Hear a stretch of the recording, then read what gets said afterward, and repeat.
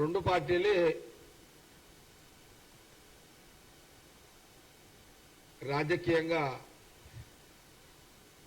పనిచేస్తున్నాయి.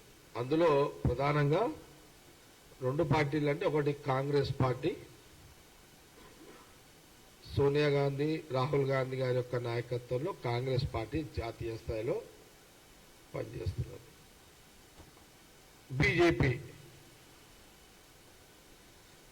BJP party ఎవరు ప్రధానమంత్రి ఉంటే పర్మనెంట్ గా వాళ్ళ దాంట్లో కూడా ఉండదు. అట్లా ఇక్కడ కాంగ్రెస్ పార్టీలో ఎవరు ప్రధానమంత్రులు ఉన్నా కాంగ్రెస్ పార్టీ నాయకత్వం ఎప్పుడు సోనియా గాంధీ రాహుల్ గాంధీ గారు, భవిష్యత్తులో రాను రాను ప్రియాంక గాంధీ గారు, ఇప్పుడు మా ఏఐసిసి అధ్యక్షుడు ఖార్గే గారు. బీజేపీ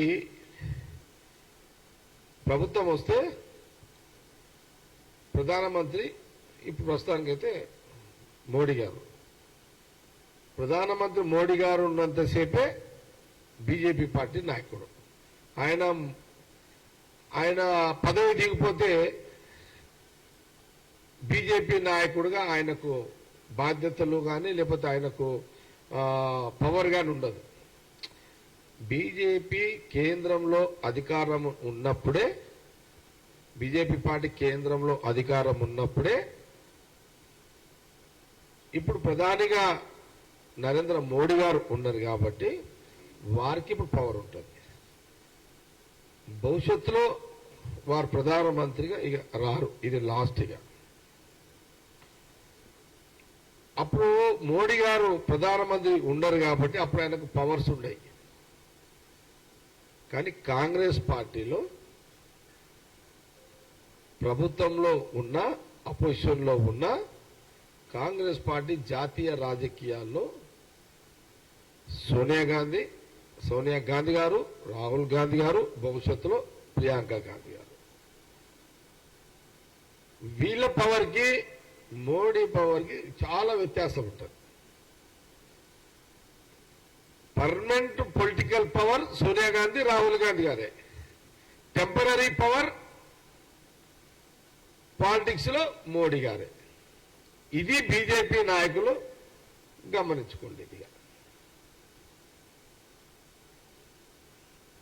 ఒక విషయం. ఇంకోటి, ఎవరైనా సరే ప్రజలు మళ్ళీ మిమ్మల్ని నమ్మిరు, తక్కువ మెజారిటీతోటి మీకు బీజేపీకి అధికారం అవకాశం మూడోసారి ఇచ్చారు.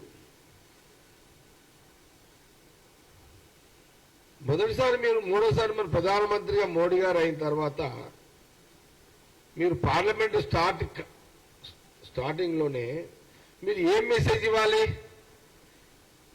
అతి కష్టం మీద మీకు ప్రజలు ఇచ్చిన అవకాశాన్ని ప్రజల కోసం మీరు మెసేజ్ ఇవ్వాలి. ప్రజల గురించి మీరు పార్లమెంట్ లో మాట్లాడాలి.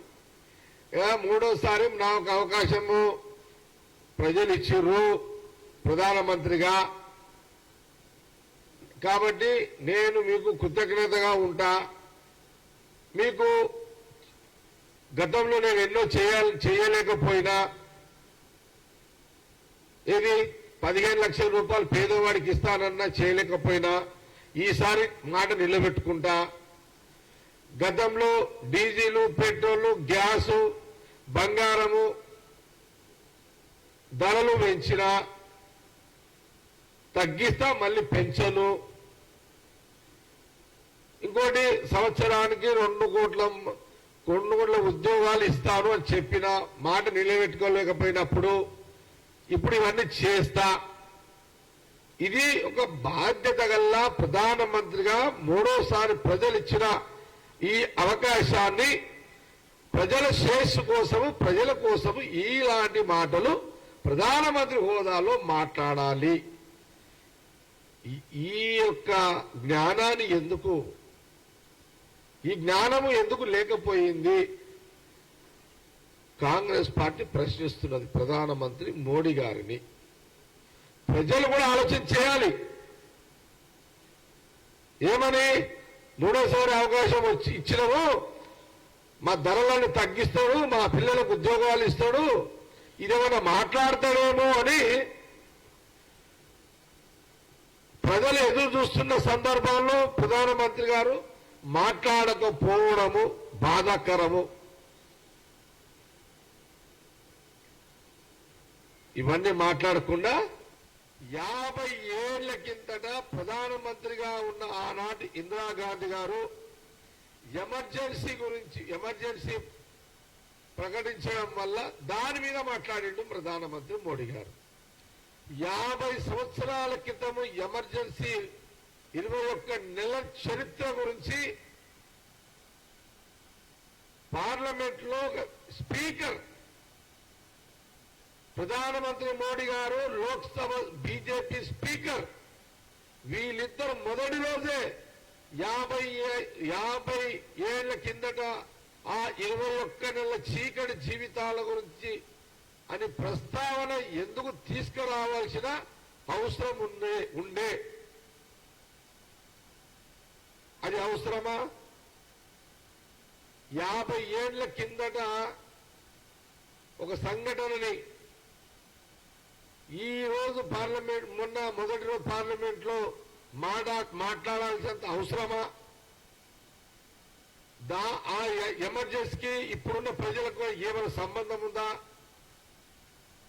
ఇప్పుడు ప్రజలు ఏం కోరుకుంటున్నారు, ప్రధానమంత్రి ఏం మాట్లాడతాడు అని ఆశించే టైంలో 20 ఏళ్ల కింద 50 ఏళ్ల కింద 21 నెలల ఎమర్జెన్సీ యొక్క ప్రస్తావన ఒక బాధ్యత గల ప్రధానమంత్రి మోడీ గారు, ఒక లోక్సభ స్పీకర్ ఈ చర్చ ప్రస్తావన పార్లమెంట్ తీసుకురావడం అవసరమా?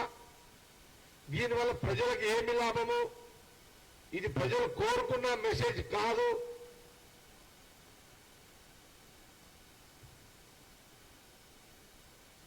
ఈ జ్ఞానం లేకపోవడం బాధాకరం బీజేపీ పార్టీకి.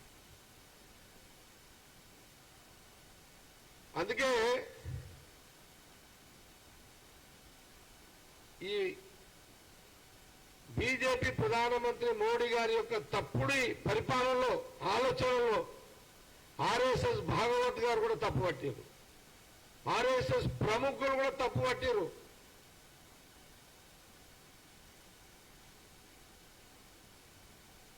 అయితే ఒక ప్రశ్న కాంగ్రెస్ పార్టీ అడుగుతున్నది,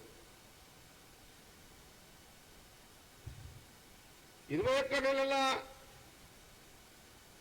ఎమర్జెన్సీ గురించి నువ్వు మాట్లాడినావు, అవసరం లేకుండా మాట్లాడినావు, కానీ దాని సందర్భంలో 21 నెలల తర్వాత ఒక సందర్భంలో ఇందిరాగాంధీ గారు కొంత మిస్గైడ్ కావడం వల్ల కొంత ఈ ఎమర్జెన్సీ అనేది కొంత తొందరపాటు జరిగిందేమో అని ఒక ఫీలింగ్ ఉంది అని ఇందిరాగాంధీ గారు ఆ రోజులోనే స్వయంగా చెప్పినట్టుగా మన పత్రికల్లో వచ్చినాయి. ఆ రోజుల్లోనే వచ్చినాయి, మనం చదివినాం, అది చూసినాం. ఇది ఎక్కడో మిస్టేక్ అయింది అనే ఒక భావన కూడా ఆ రోజు ఇందిరాగాంధీ గారు చెప్పడము జరిగింది. అది చరిత్ర. అది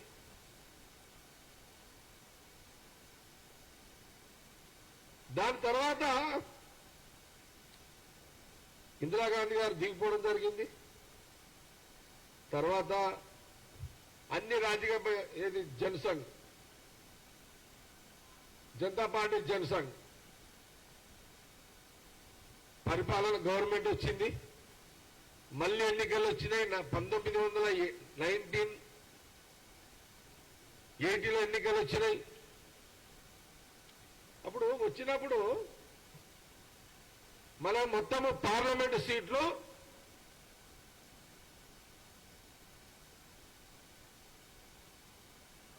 540 ఎంపీ సీట్లు మనకి. 500 ఎంపీ సీట్లలో ఆ రోజు మళ్ళీ ఇందిరాగాంధీ గారి యొక్క నాయకత్వంలో జాతీయ కాంగ్రెస్ పార్టీకి 353 సీట్లు వచ్చినాయి. 21 నెలల ఎమర్జెన్సీ తర్వాత ఈ జనసంఘ్ జనతా పార్టీ గవర్నమెంట్ వచ్చిన తర్వాత వాళ్ళు కొట్లాడుకొని పడిపోయిన తర్వాత మళ్ళీ ఎన్నికల్లో ఇందిరాగాంధీ గారి నాయకత్వంలో 353 సీట్లు సూపర్ మెజార్టీ ఎంపీలను ఇచ్చిన చరిత్ర భారతదేశ ప్రజలు. మరి ఆ రోజు 21 నెలల యొక్క చీకటి రోజులని మరి తర్వాత ఎన్నికలు ప్రజలకు తెలియదా? ఆ చీకటి రోజులే అని ఒక ఫీలింగ్ ప్రజలకు ఉంటే వాళ్ళు 353 సీట్లు ఇందిరాగాంధీ గారికి మళ్ళీ ఘన విజయం ఇచ్చి ప్రైమ్ మినిస్టర్ చేసేవాళ్ళ. అంటే ప్రజలు దాన్ని వదిలేశారు, జరుగుతుంటేనే వదిలేశారు. ఆ రోజు ఆనాటి ప్రజలకున్న జ్ఞానము ఈ రోజు ప్రధానమంత్రి మోడీ గారికి, స్పీకర్ గారికి ఎందుకు లేదు అని ప్రశ్నిస్తున్నది కాంగ్రెస్ పార్టీ. సరే, ఇది అయిపోయింది. ఓకే, ఎమర్జెన్సీ కాలంలో Atal Bihari Vajpayee, LK Advani, George Fernandes వీళ్ళందరూ కూడా అరెస్ట్ అయ్యారు కదా. అయిన తర్వాత ఇదే అటల్ బిహారీ వాజ్పేయి గారు కూడా ఆ రోజు కూడా ఎమర్జెన్సీని ఇందిరాగాంధీ గారు తీసుకుని నిర్ణయాన్ని వ్యతిరేకించారు. కానీ తర్వాత మళ్ళీ ప్రధానమంత్రిగా అయిన తర్వాత 80 తర్వాత ప్రధానమంత్రిగా అయిన తర్వాత అంతకుముందు వ్యతిరేకించారు. కానీ అంతకుముందు ఏది ఎమర్జెన్సీ కంటే ముందు బంగ్లాదేశ్ పాకిస్తాన్ ఒకే దేశం, బంగ్లాదేశ్ పాకిస్తాన్ ఒకే దేశం. ఆ రోజు ఇందిరాగాంధీ గారు పాకిస్తాన్ మీద యుద్ధం చేసి పాకిస్తాన్ నుంచి బంగ్లాదేశ్ని సపరేట్ చేసి సపరేట్ దేశం చేసి ఆ సందర్భంలో పాకిస్తాన్ ఓడగొట్టిన మహనీయురాలు ఆనాటి ఇందిరాగాంధీ గారు. సపరేట్ పాకిస్తాన్ నుంచి బంగ్లాదేశ్ సపరేట్ చేసినందుకు ఆ రోజు నిండు సభలో పార్లమెంటు సభలో అదే అటల్ బిహారీ వాజ్పేయి గారు వారు ఎంపీగా, మరి వారు అప్పుడు జనతా పార్టీ వారు ఎంపీగా, మరి వారు ఇందిరాగాంధీ గారిని ఏమన్నారు? ఈమె ఇందిరాగాంధీ దుర్గామాత లాంటి యొక్క మహనీయురాలు, అలాంటి శక్తి గల గొప్ప వ్యక్తి ఇందిరాగాంధీ గారు అని దుర్గమ్మ తల్లి లాగా ఆమెని కొంచెం పొగిడినటువంటి వ్యక్తి అటల్ బిహారీ వాజ్పేయి గారు ఇందిరాగాంధీ గారి గురించి. ఇదెందుకు పార్లమెంట్ లో చర్చకు తీసుకురారు? మరి సిద్ధమా దీనికి? ఎమర్జెన్సీ గురించి మాట్లాడే స్పీకర్ గారు మోడీ గారు మరి బంగ్లాదేశ్ లో ఉన్న పాకిస్తాన్ లో బంగ్లాదేశ్ వేదీసి వాజ్పేయి గారు దుర్గామాతగా భావించినటువంటి ఈ చర్చని పార్లమెంట్ లో బీజేపీ తీసుకురాగలుగుతుందా? ఇది కాంగ్రెస్ పార్టీ అడుగుతున్నారు.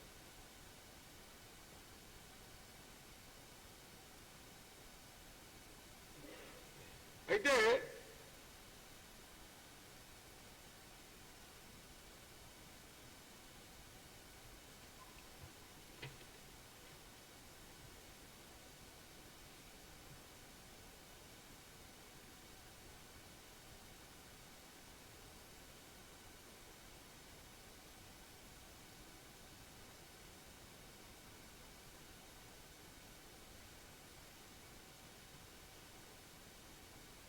మరి ఒక ఎమర్జెన్సీ గురించి పదే 50 ఏళ్ల తర్వాత మీరు మాట్లాడేటప్పుడు ఇందిరాగాంధీ గారి గురించి మరి ఇంకా కొన్ని విషయాలు చెప్పాలి కదా. బ్యాంకులను ప్రజా మధ్యలో ఉండాలి, గ్రామీణ ప్రాంతంలో పట్టణ ప్రాంతంలో రైతులకు కానీ ప్రజలకు కానీ పేదవాళ్లకు బ్యాంకులు అందుబాటులో ఉండాలని జాతీయం చేసిన యొక్క మహాను నాయకురాలు ఆ రోజు ప్రధానమంత్రిగా ఇందిరాగాంధీ గారే కదా. అంటే ప్రజల దగ్గర ఉన్న డబ్బు దాచుకోవడానికి, ప్రజలకు అవసరం ఉన్నప్పుడు బ్యాంకుల ద్వారా డబ్బులు తీసుకోవడానికి ఇలాంటి వసతులతో ఆనాటి ప్రధానమంత్రి ఇందిరాగాంధీ గారు మరి బ్యాంకులు పల్లెలకు బ్యాంకులు, పల్లె ప్రాంతాలకు బ్యాంకులు, పట్టణ ప్రాంతాలకు బ్యాంకులు, ప్రజల మధ్యలో బ్యాంకులు అన్నట్టు ఇందిరాగారి యొక్క నిర్ణయమే కదా. మరి దీని గురించి ఎందుకు లోక్సభలో నిన్న స్పీకర్ గారు చర్చకు తీసుకురాలేదు అని కాంగ్రెస్ పార్టీ అడుగుతున్నది. మరి ఇందిరాగాంధీ గారు ఇట్లా పరిపాలించింది. కానీ మోడీ గారు ఏం చేశారు? బ్యాంకులన్నీ ఎత్తేసిండు, కొన్ని బ్యాంకులు ఎత్తేసిండు కదా. మరి కార్పొరేట్ వ్యవస్థలకు బ్యాంకులను కలిపేసిండు. ఎన్ని వేల కోట్లను తీసుకొని ఎగగొట్టి పారిపోవచ్చు అని సదుపాయాలు కల్పించిండు. మీరు ఇందిరాగాంధీ గారేమో బ్యాంకులు ప్రజల మధ్యలో తెస్తే మీరేమో బ్యాంకులన్నీ ఎత్తేసారు. మీరు ఇదేమో చర్చకు పార్లమెంట్లో తీసుకొచ్చే శక్తి మీకు ఆ శక్తి ఉందా మీకు?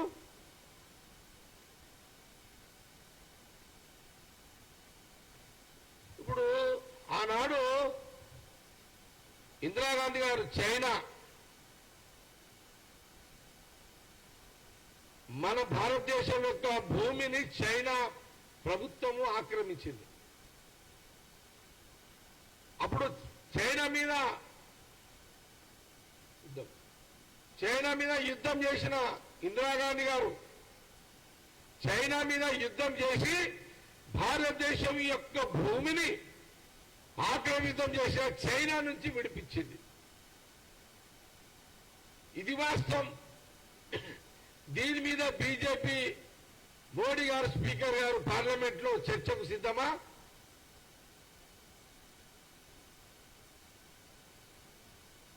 జవాబు ఉందా దీనికి? ఇప్పుడు మళ్ళీ ప్రధానమంత్రి మోడీ గారు అయిన తర్వాత మళ్ళా కబ్జాలకు పోయింది భూమి.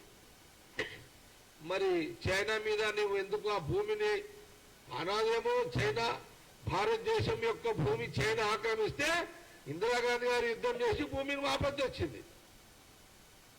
నువ్వు ప్రధానమంత్రి అనగా మళ్ళా చైనా ఆక్రమిస్తే నువ్వు ఎందుకు ఆ భూమిని వాపసు వస్తలేవు? దీని మీద పార్లమెంట్ లో ఎందుకు చర్చ చేస్తలేవు? ఇది కాంగ్రెస్ పార్టీ అడుగుతున్నది.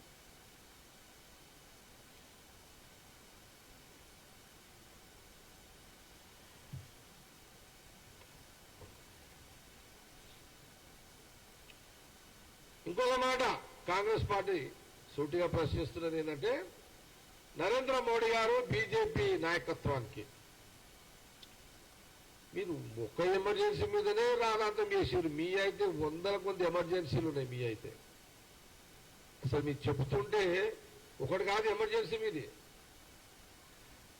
ఇంకా ఇందిరాగాంధీ గారు డైరెక్ట్ గా ధైర్యం ఉన్నది ఆమెకు, డైరెక్ట్ గా చేసింది. మీకు ఆ ధైర్యం లేదు, మీరు ఇండైరెక్ట్ గా చేస్తున్నారు.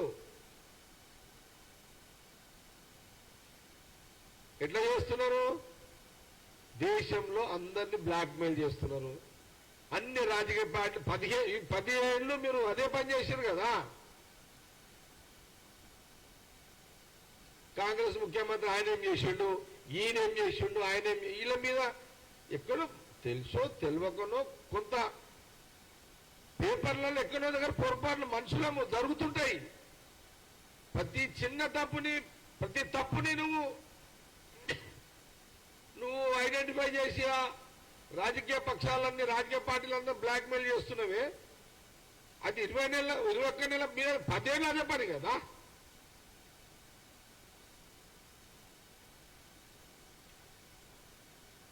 పేపర్ల ప్రకటన వస్తే ఈడీ వస్తుంది, బీజేపీని ఎవరైనా తిడితే ఈడీ వస్తుంది, బీజేపీని తిడితే ఐటీ వస్తుంది, బీజేపీని తిడితే సిబిఐ వస్తుంది. ఇది రోజు టెన్షన్లే కదా. ఇందిరాగాంధీ గారు కమ్సే కమ్ 21 నెలలు పెట్టింది, కానీ మీరైతే రోజు ఏమో చేశారా? రోజు చీకటి రోజులే నిద్ర కూడా పడతలేవు లీడర్లకు సరిగ్గా. అయితే అట్లా బ్లాక్మెయిల్ చేస్తున్నారు. ఒక ప్రశ్న అడుగుతున్నాం మేము కాంగ్రెస్ పార్టీ, నరేంద్ర మోడీ గారు గుజరాత్ ముఖ్యమంత్రిగా ఉన్న సమయంలో ఫిబ్రవరి 27, 2002 గోద్రా అల్లర్లు జరిగాయి. 23 ఏళ్లు దాటింది. పార్లమెంట్ లో గోద్రా హింసాకాండపై చర్చకు సిద్ధమా? ఇది కాంగ్రెస్ పార్టీ అడుగుతున్నది. 3 నెలల పాటు గుజరాత్ లో జరిగిన గోద్రా హింసాకాండలో 2000 మంది మరణించారు. మోడీ సీఎంగా ఉండి అత్యంత భారీ హింస జరిగింది.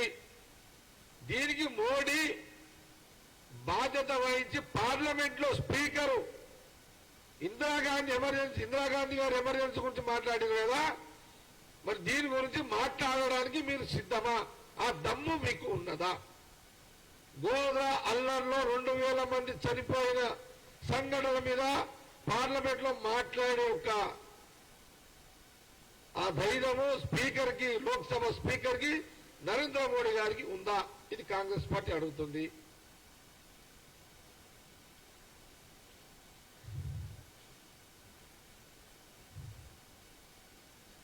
ఎమర్జెన్సీ టైంలో బీజేపీ లేదు. ఎమర్జెన్సీ అనే మీరు అంటున్నారు కదా, అప్పుడు ఇంకా బీజేపీ ఉంటలే.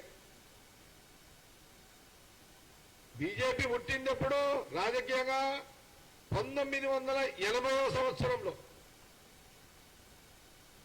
ఆ రోజు అంతకుముందు ఉన్నది ఎవరు? జనతా పార్టీ, జనసంఘ్, జయప్రకాష్ నారాయణ గారు, ఇంకా మహానుభావులు వాళ్ళందరూ కాదని అంటలేం. వాజ్పేయి గారు, అద్వానీ గారు, జార్ఖండ్ ఫెర్నాండెస్, ఆ రోజు వాళ్ళ సిద్ధాంతాలు, వాళ్ళ సోషలిస్టు ఈ భావాలు ఇవన్నీ జరిగినాయి, ఇవన్నీ ఉన్నాయి. కాంగ్రెస్ పార్టీ ఏమంటుందంటే బీజేపీకి గతం లేదు, చరిత్ర లేదు.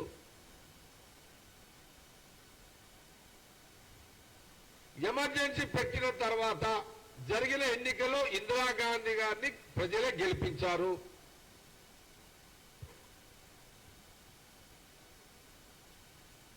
ఈ ఎమర్జెన్సీ అనేది పక్కకు పెడితే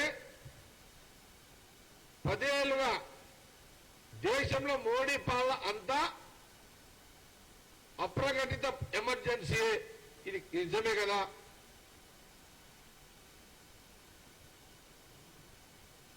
ఉత్తరప్రదేశ్ లో జరిగిన అనేక సంఘటనలు చాలా ఉన్నాయి, హింసాకాండ. గోద్రా అల్లర్ల గురించి మీకు చాలా స్పష్టంగా చెప్పిన. రైతు నల్ల చట్టాలు తెచ్చి కాల్చి చంపింది మోడీ గారే కదా. ప్రధానమంత్రి గారు మోడీ గారు నల్ల చట్టాలను తీసుకొచ్చి రైతులను పిండి వాళ్ళను రోడ్ల మీద ఎత్తి వాళ్ళని ఫైరింగులు చేసి వెహికల్స్ తోటి రైతుల మీద దాడి చేసి చంపి, మరి ఈ చర్చకు నరేంద్ర మోడీ గారు, ప్రధానమంత్రి గారు, స్పీకర్ గారు లోక్సభ మాట్లాడతారా? మాట్లాడగలుగుతారా?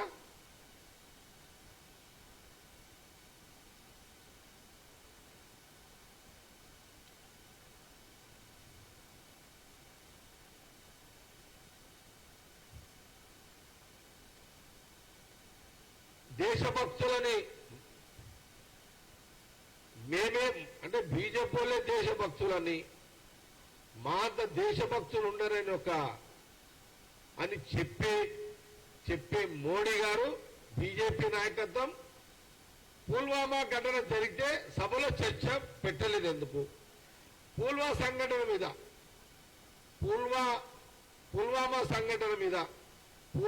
సంఘటన మీద పార్లమెంట్ లో చర్చ ఎందుకు జరపలేదు?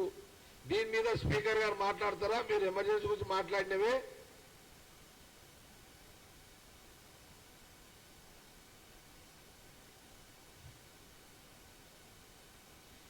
అందుకే దేశ చరిత్ర తెలుసుకోండి.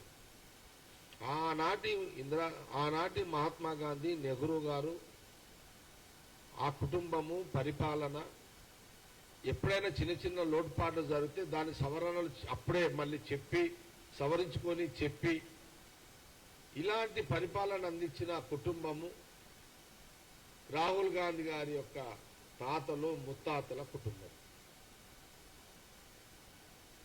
కాబట్టి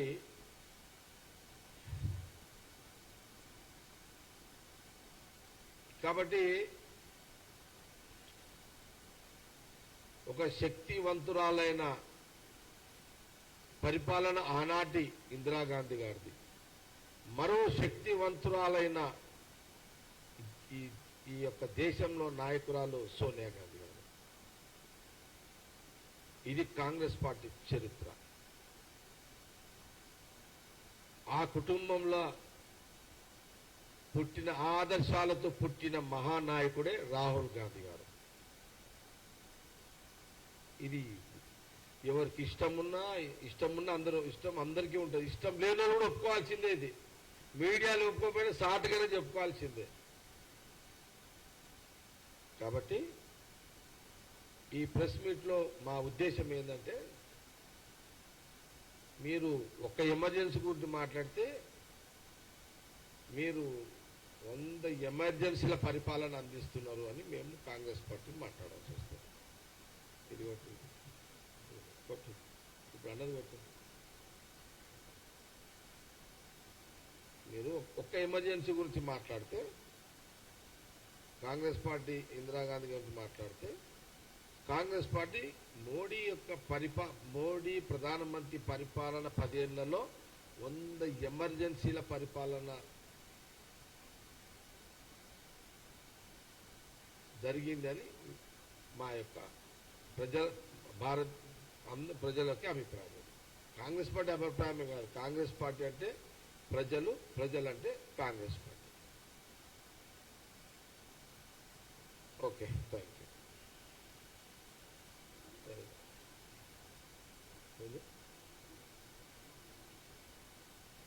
అదే లాస్ట్ మంచి ఇప్పుడు నేను చెప్పి నువ్వు కొడుతున్నావు. మాది ఒక ఎమర్జెన్సీ మీరు 2 ఎమర్జెన్సీలో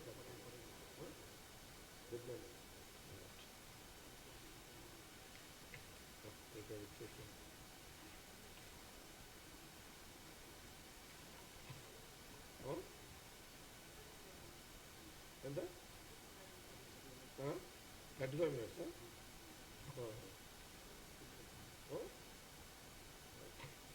ఓకే, ఇది వసూలు ఇవన్నీ ఆడున్నాయి. మొన్న మాట్లాడి నాకు ఈ బండ్ల కూర్చున్నాక ఫోల్డర్ చేసి ఇది ఇంపార్టెంట్, పడేయద్దు ఇవన్నీ. ఓకే, చెప్పు.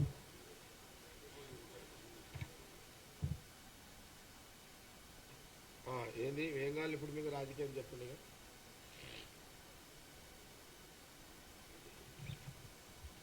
పిసిసి లేదు. జగ్గారెడ్డిగా నేను చాలా క్లియర్గా ఉన్నా.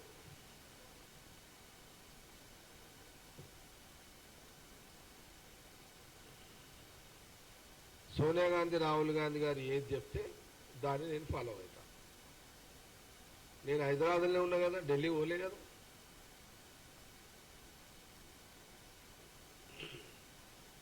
హైదరాబాద్లో ఉన్నా, ఈరోజు మీ మధ్యలోనే ఉన్నా. కాకపోతే నేను సోనియా గాంధీ రాహుల్ గాంధీ గారు వాళ్ళు తీసుకునే నిర్ణయం కరెక్ట్గానే ఉంటుంది. అది దాన్నే జగ్గారెడ్డి ఫాలో అవుతాడు. పిసిసి వాళ్ళు ఎవరిని ఇచ్చినా, గతంలో రేవంత్ రెడ్డి గారిని పిసిసి ఇచ్చారు. ఇయ్యంగానే రేవంత్ రెడ్డి ఫాలో కాలేము. ఇప్పుడు ఎవరిని ఇచ్చినా అదే ఫాలో అవుతా. నేను హైదరాబాద్లోనే ఉన్నా, నేనైతే పైరవ్ చేస్తలేదు. మీకు క్లారిటీ ఉంది కదా. ఇదైతే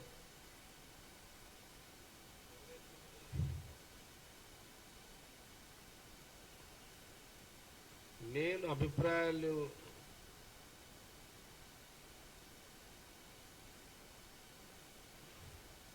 చెప్పే ప్రోటోకాల్లో నేను లేను. ఒకటి, ఎవరైనా బాగానే ఉంటుంది. ఎవరైనా ఆ కుర్చీ నడిపిస్తుంది. పిసిసి పీసీసీ కూర్చి ఆటోమేటిక్ నడిపిస్తుంది, అదేమి ఇబ్బంది ఉండదు.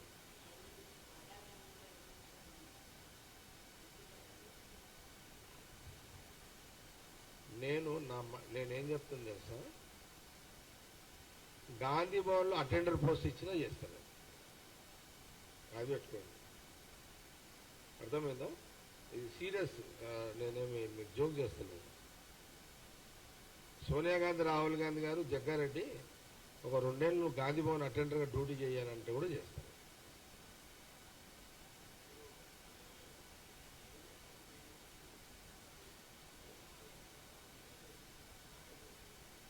ఇంకుంది కదా నాకు, నా వయసు 58, 10 ఏళ్ళు అన్నా కూడా ఇంకొక 68 దాకా 10 ఏళ్ళ టార్గెట్. ఈ 10 ఏళ్లలో నేను ఖచ్చితంగా పిసిసి ఎప్పుడోసారి అవుతా, ఒకసారి ముఖ్యమంత్రి కూడా అవుతా. ఏది 10 ఏళ్ళ లోపు. ఈరోజు ఇదేంటి, ఇదే సంవత్సరం ఇది 24, అంటే నా వయసు 58. మొన్న దసరా, అక్టోబర్ దసరా, మొన్న 23 దసరా రోజు మా సంగారెడ్డి దసరా రోజు గంజి మైదానంలో చెప్పిన, రానున్న 10 ఏళ్ళ లోపు కాంగ్రెస్ పార్టీలో పీసీసీ కావాలి, పార్టీకి మంచి సర్వీస్ ఇవ్వాలి, ఆ 10 ఏళ్ళ లోపు ముఖ్యమంత్రి కూడా కావాలి, మంచి ప్రజలకు మంచి పరిపాలన ఇవ్వాలి సోనియా గాంధీ, రాహుల్ గాంధీ నాయకత్వంలో అన్నదే నా యొక్క ఏమంటుందని నా ఆలోచన. నాకు నో ప్రాబ్లం. ఈ లోపల రేవంత్ రెడ్డి గారు అయ్యారు, ఇంకా మళ్ళీ నెక్స్ట్ 5 ఏళ్ళు ఉండాలని ఆయన ట్రై చేస్తాడు. ఇంకా మీతో కూడా ఉన్నారు ఇక్కడ, వాళ్ళ పేరు నేను ఇప్పుడు ఎందుకు, ఆల్రెడీ ఒక ముఖ్యమంత్రి ఉన్న ఇంకో పేరు నేను చెప్పొద్దు. నేను చెప్పింది ఎప్పుడు, అప్పటి వరకు ఇంకా మీతో కూడా ఎవరైనా కావాలని కూడా అయిపోతారు. అందరు అయిపోయినాకనే నా కోరిక, నేను ఎవరికి అంబిషన్ కాదు.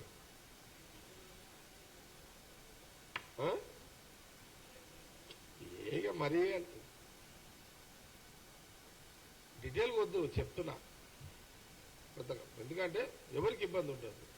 మా కాంగ్రెస్ పార్టీలో పీసీసీలు కావాలనుకున్న వాళ్ళు ఎవరైనా అవుతారు. ఇప్పుడు చూడు, మీరు టీవీలు చూస్తున్నాం మీద, అట్లా మహేష్ గౌడ్ది నడుస్తున్నది, మదియాస్ గౌడ్ది నడుస్తున్నది, బలరాం నాయక్ పేరు వస్తుంది అనుకున్నారా, బలరాం నాయక్ నడుస్తున్నది, సురేష్ శెట్టి గారి పేరు వస్తారు అనుకున్నారా, సురేష్ శెట్టి గారిది నడుస్తున్నది,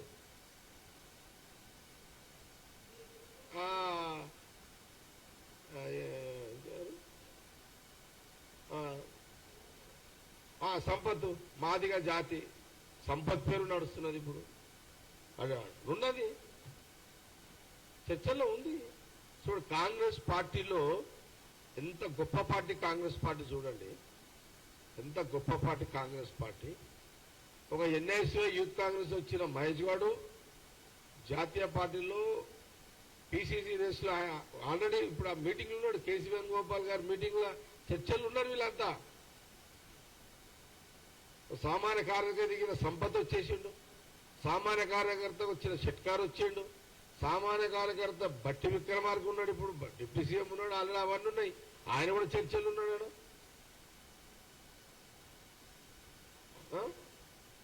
ఇంకెవరు, మధ్యాసి గౌడ్ గారు, ఆయన ఒక అట్లా. నేను ఏమంటున్నంటే కాంగ్రెస్ పార్టీ ఇంత గొప్ప పార్టీ, ఇలాంటి చర్చ ఈ దేశ రాజకీయాల్లో ఇలాంటి అవకాశాలు ఎస్సీ, ఎస్టీ, బీసీ, మైనార్టీలో కూడా ఏమైనా క్లెయిమ్ చేస్తే వాళ్ళకు కూడా అక్కడ చర్చలు ఉంటారు, ముస్లిమ్స్ కూడా. చూడండి, ఇంత గొప్ప పార్టీలో ఇంతమంది పీసీసీలు దాదాపు 10 మంది చర్చ జరుగుతుంది. ఈరోజు ఎలక్ట్రానిక్ మీడియా, ప్రింటింగ్ మీడియా, ఈరోజు చూడండి వార్తల మీద వార్తలు, బ్రేకింగ్ల మీద బ్రేకింగ్లు. సామాన్య కార్యకర్తల నుంచి వచ్చిన నాయకులుగా ఎదిగి పీసీసీ రోజులో ఉండడం అంటే మామూలు మాట కాదు. ఇప్పుడు బీజేపీ ఉంది, బీజేపీలో ఇలాంటి స్వతంత్రం ఉంటుందా? ఎవరైనా కేఎం చేస్తారో పేరు వస్తారు కనుకన్నా నాకు ఈ మనసులో ఈ కోరిక ఉంది అని ఎవరైనా బీజేపీలో నేను ప్రెసిడెంట్ అని చెప్పుకోగలుగుతారా? బీజేపీ పార్టీలో బీఆర్ఎస్ లో అసలుగా బీఆర్ఎస్ లో ఉండదు. ఎందుకంటే అదే ఆయనే రాజు ఆయనే మాట్లాడాలి. మరి సమస్త కులాలకు పిసిసి ప్రెసిడెంట్ అయ్యే అవకాశం ఎక్కడుంది? ఒక కాంగ్రెస్ పార్టీలో ఉంది. అది సోనియా గాంధీ రాహుల్ గాంధీ గారి యొక్క నాయకత్వంలో.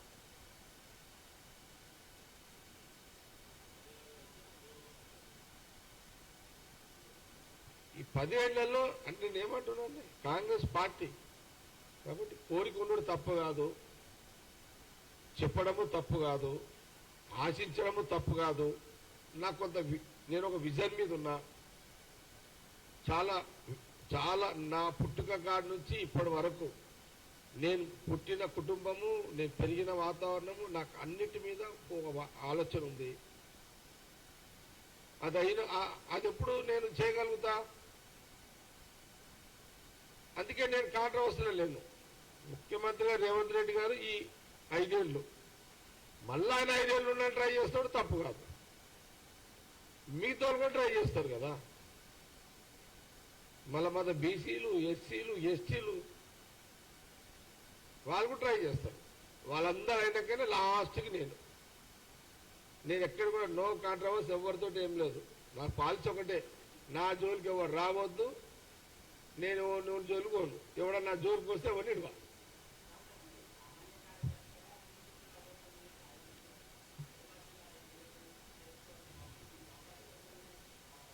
వేరే పార్టీ ఎమ్మెల్యేల చేరికకు సంబంధించి నా పరిధిలోది కాదు. అది ముఖ్యమంత్రిగా రేవంత్ రెడ్డి గారి పరిధిలోని అంశం.